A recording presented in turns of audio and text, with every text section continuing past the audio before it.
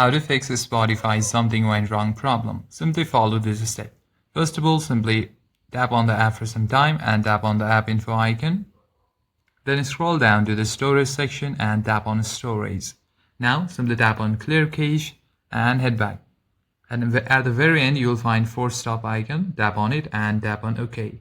Now simply close all the application from your menu or recent. Simply tap on close all. Now what we'll try is see if we have the updated version or not. So go to your Play Store. Then tap on the search bar and type in Spotify. And hit search. Tap on the app. Now see if there is any update available. If there is any update, then there will be an update icon, but if it shows open, that means you already have the updated version.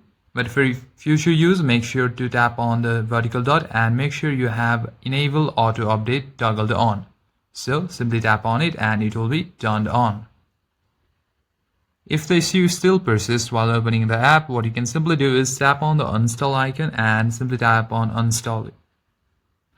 Now, after your app is installed, simply try to install it again. Now, after it is installed, try opening the application and your issue should be fixed. Thank you for watching this video. I hope you find this video useful. Consider liking and subscribing to the channel. I'll see you in the next one.